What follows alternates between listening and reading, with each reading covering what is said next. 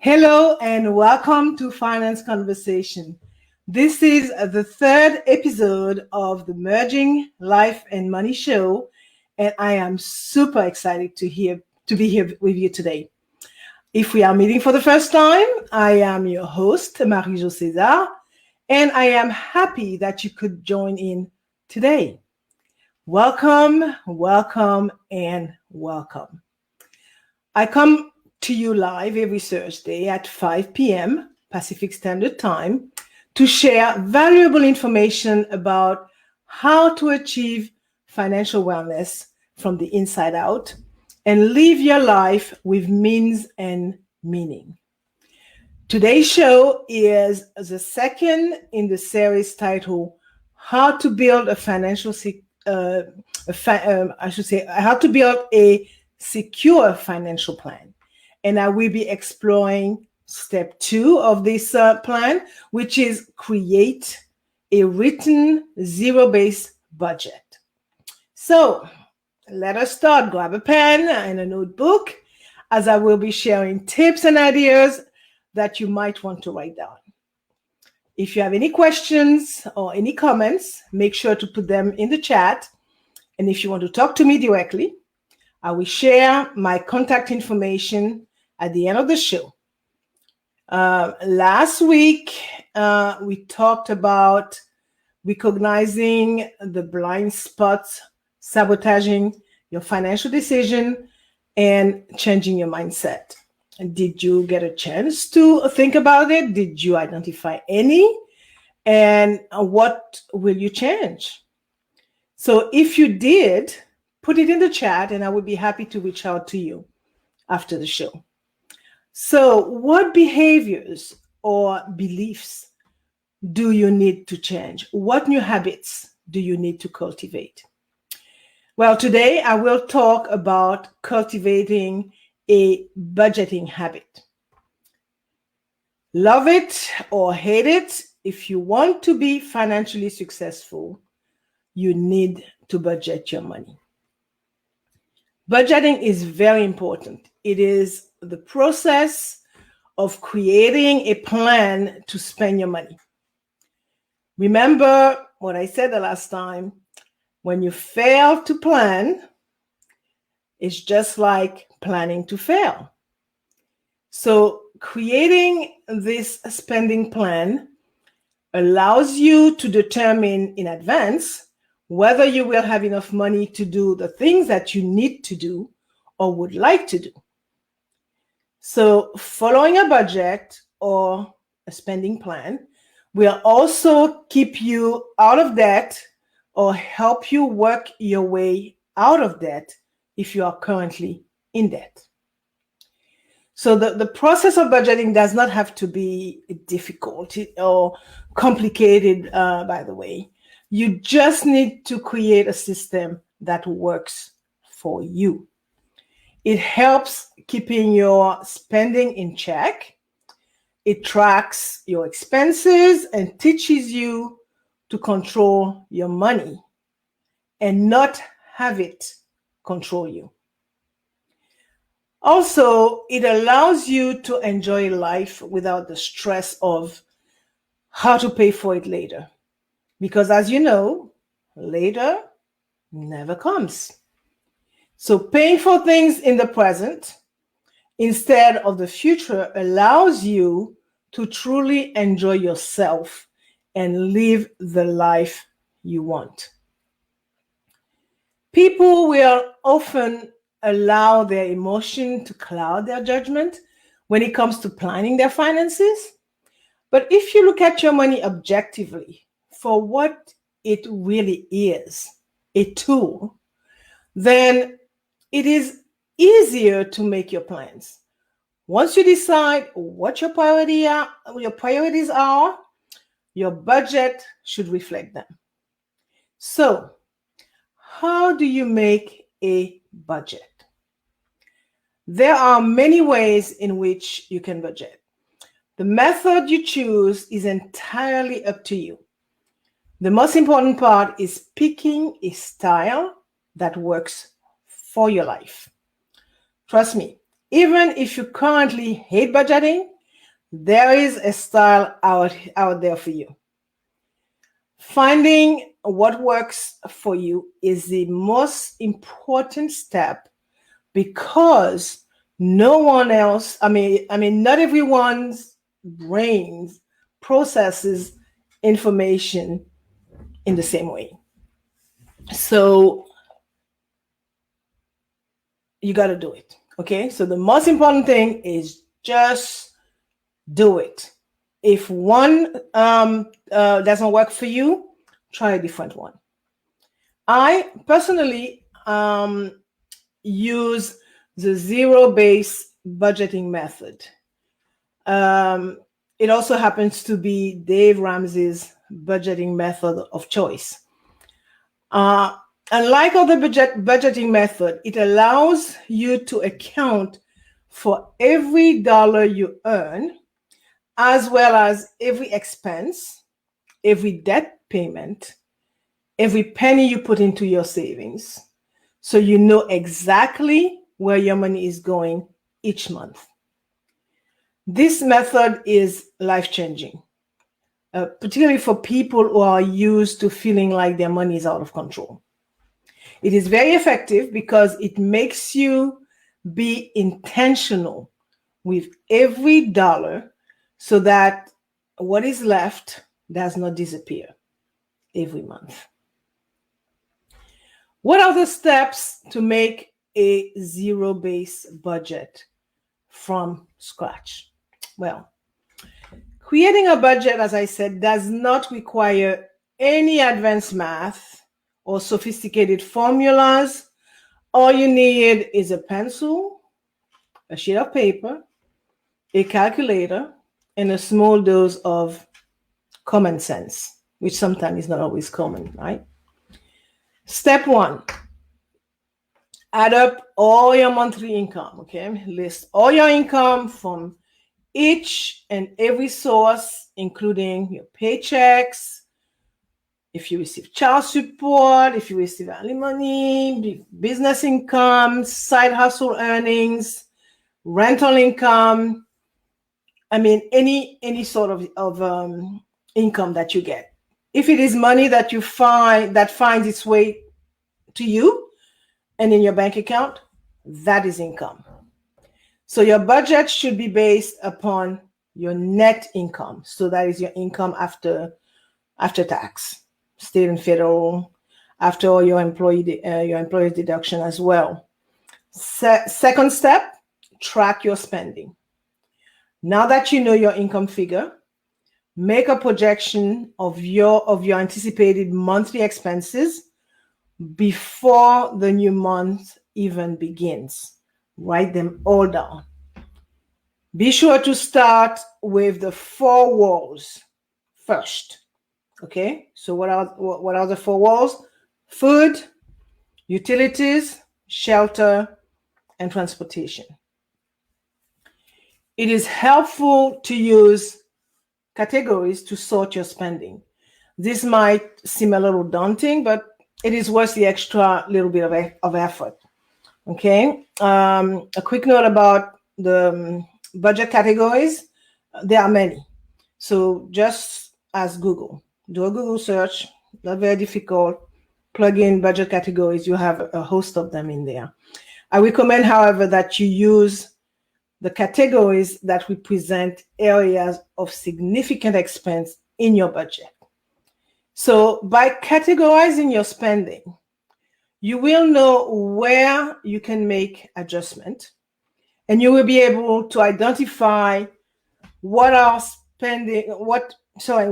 you are spending the most money on, and where it might be the easiest to cut back, because you may have to do that. Begin by listing all your fixed expenses. They are regular monthly bills such as rent or mortgage, utilities, or your car note. It is unlikely that you'll be able to cut back on these, but knowing how much of your monthly income they take up is very helpful. Then List all your variable expenses, though that the one that may change from month to month, such as groceries, gas, entertainment. And this is an area where you might find opportunities to cut back if you need to. Also, list your seasonal expenses like Christmas and birthdays and anniversaries. Next thing to think about is all your irregular expenses that can pop up. So plan for those as well, right?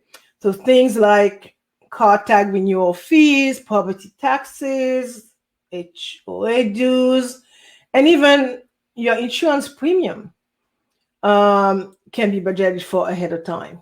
So if you set aside a little bit each month, you won't feel the strain of an expense suddenly blindsiding you all at once.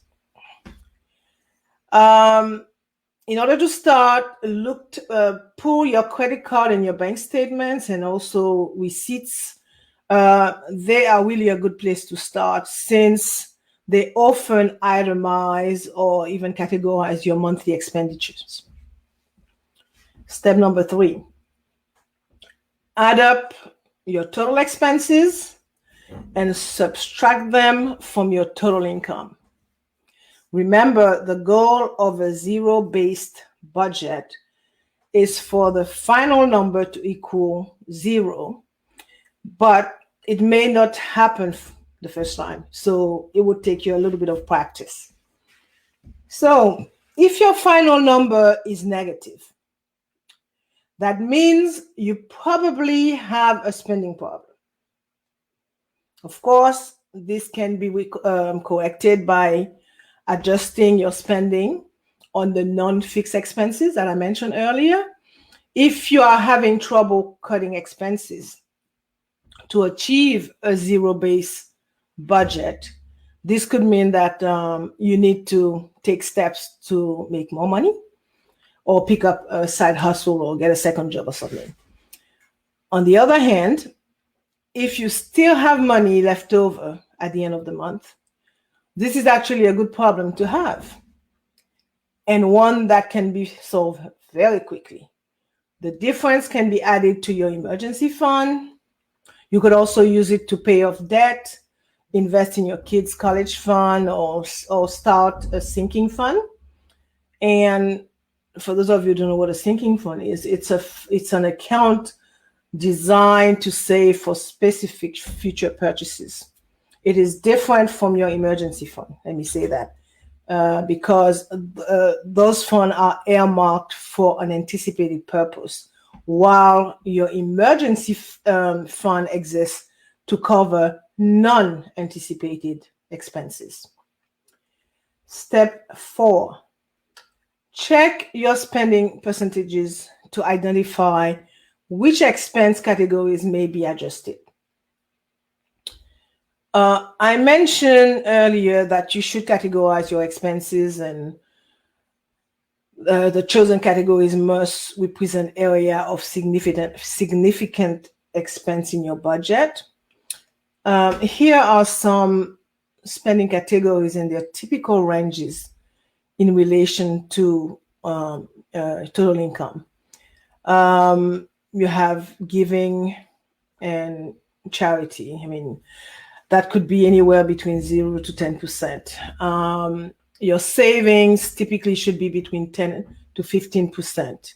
Housing should be between 25 to 35%. Your utilities between 5 to 10%. Your food between 5 to 15%. And it's a host of other categories as well, but I'm only going to give you those few. If you want to know more about expense categories and their recommended range, type expense categories in the chat and I will get back to you. Your numbers may or may not fall neatly within the ranges that I just stated.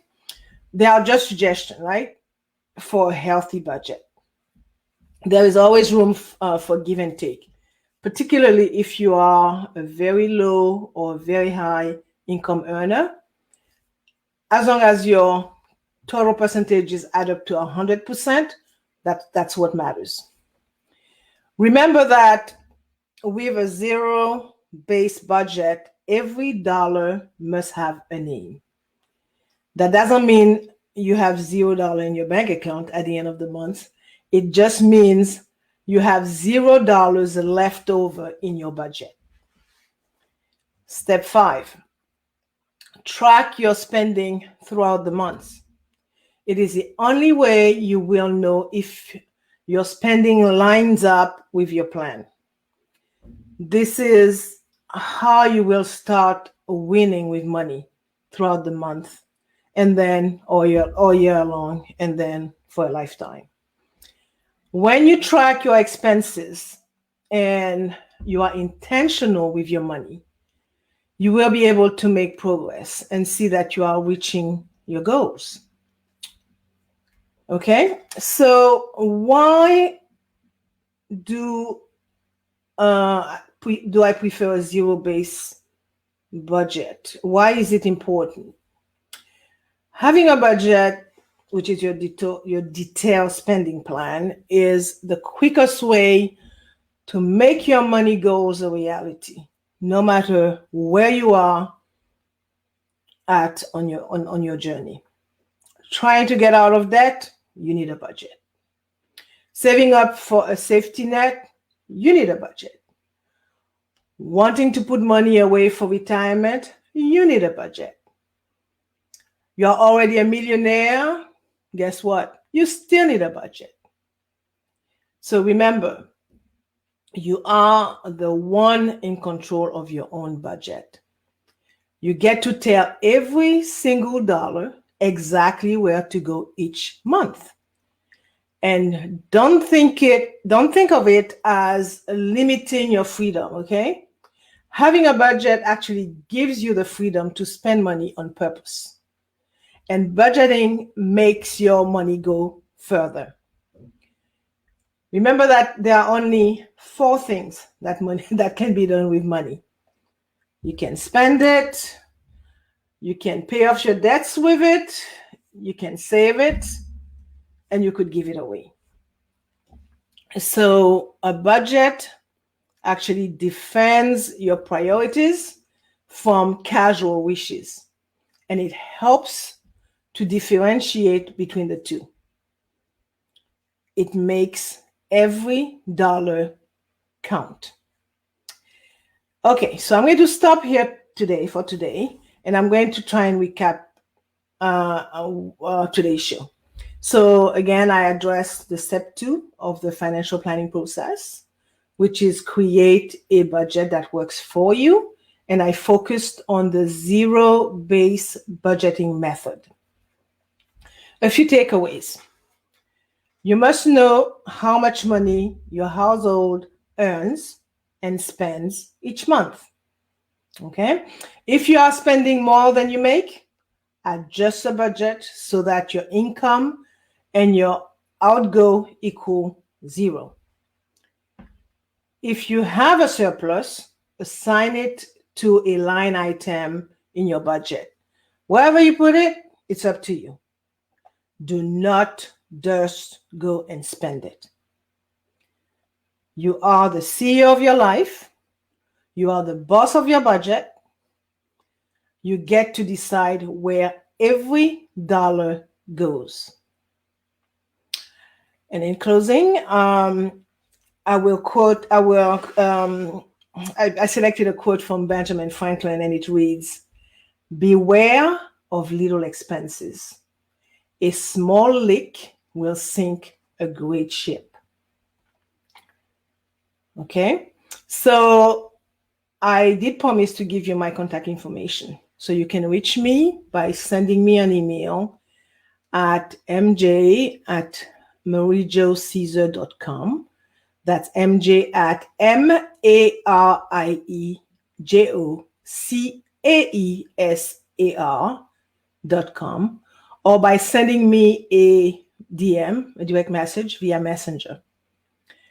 For more information about how to build a secure financial plan, join me next week, Thursday at 5 p.m. PST, 6 p.m. Mountain Time, 8 p.m. Eastern Time, and 9 p.m. Atlantic Time. I will be talking about step 3, eliminate your debt. Thank you for being here today on the Merging Life and Money Show. I am your host, Marie-Jo César. I will be back again next week.